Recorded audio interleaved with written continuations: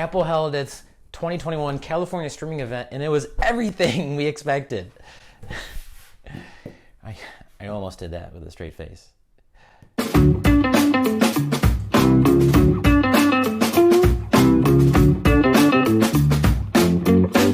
Hey, what's up? It's Andrew, and man, oh man, that Apple event was quite exhilarating. Well, it really wasn't.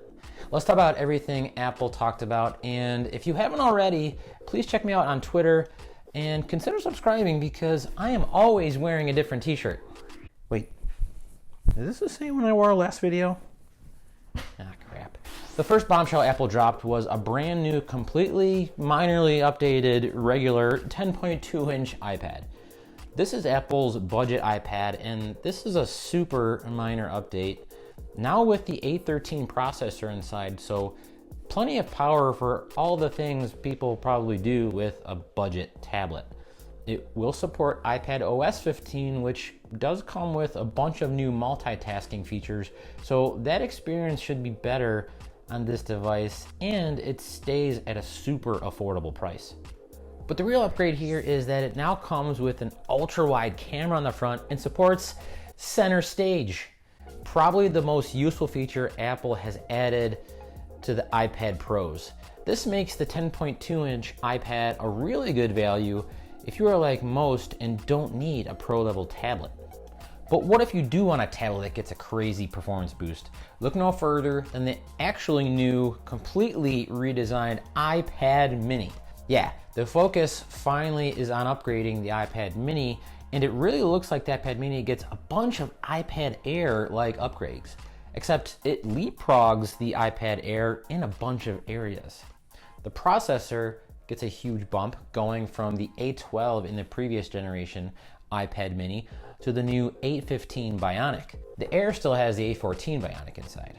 At roughly the same dimensions, the display is almost half an inch bigger than the previous mini with a few Air-like redesigns, like the Power/Touch ID button now found on the side of the body, along with the awkwardly positioned volume buttons.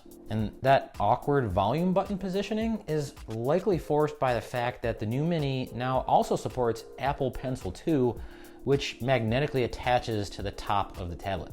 Also like the Air, the Mini ditches that Lightning connector in favor of the much superior USB-C connection, but temper your enthusiasm because it does not support Thunderbolt. It also has a new flat edge design like the Air and the iPhone lineup, so there's that. That about sums up the similarities with the iPad Air. The Mini surpasses the Air not only with its A15 Bionic processor, but now also supports 5G and comes with a 12 megapixel ultra-wide front camera. So that means, you guessed it, it also supports center stage, my new favorite iPad only feature that I haven't been able to test because, well, I'm too cheap to upgrade my devices. But here's the device Apple updated that is probably not worth most people's money to upgrade to. Well, in most cases, probably. I'm talking about the Apple Watch Series 7. There isn't much to talk about here, but the Series 7 has a bigger display while barely expanding the dimensions of the watch itself. The borders were reduced by about 40%, providing nearly 20% more screen area than the Series 6.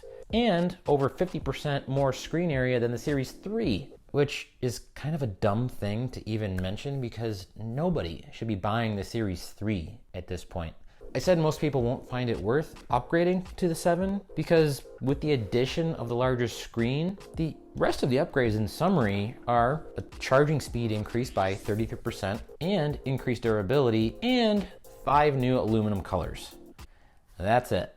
Those are welcome changes nonetheless. The durability improvement is stated as better crack resistance, and I for one would find it way more useful if it were more scratch resistant.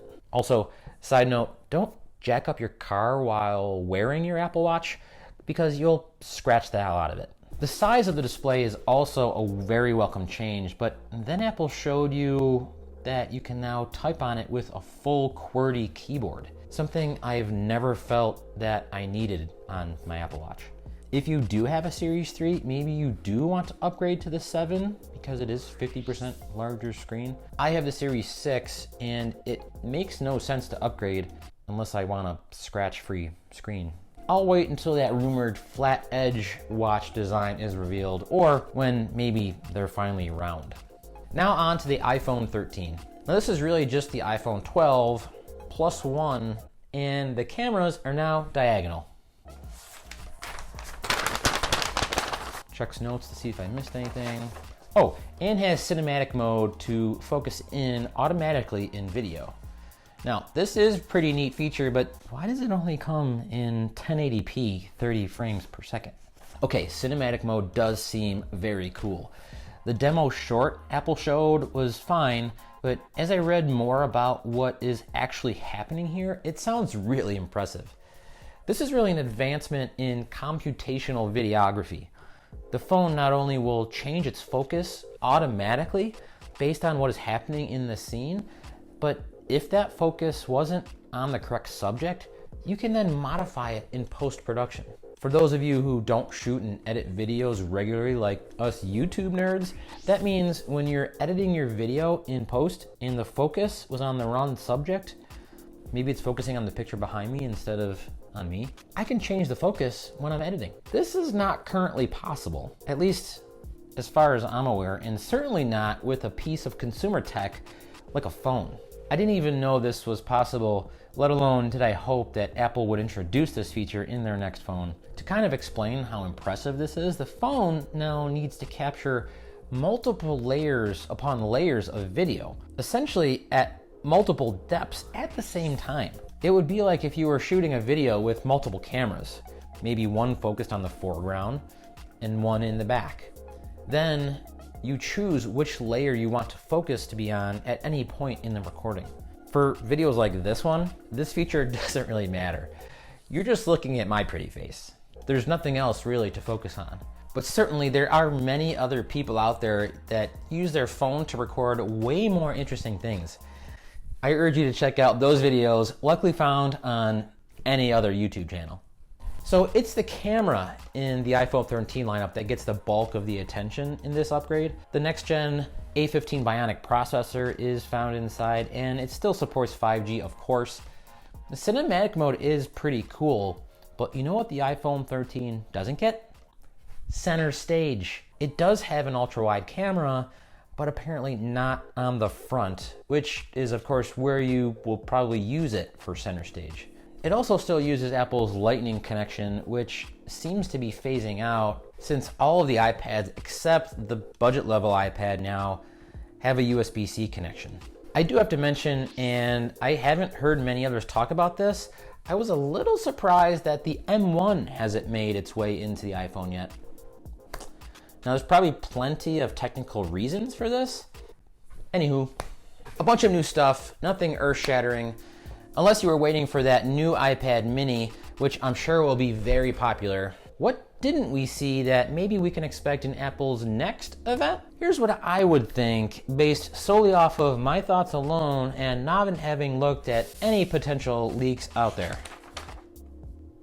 New AirPods have to be making an appearance here at some point soon. Back when I compared the AirPods Pro to Soundcore's competition, the Liberty Air 2 Pro, I talked about how huge the AirPods revenue is for Apple in itself. In comparison even to top tech companies out there, it really holds its own.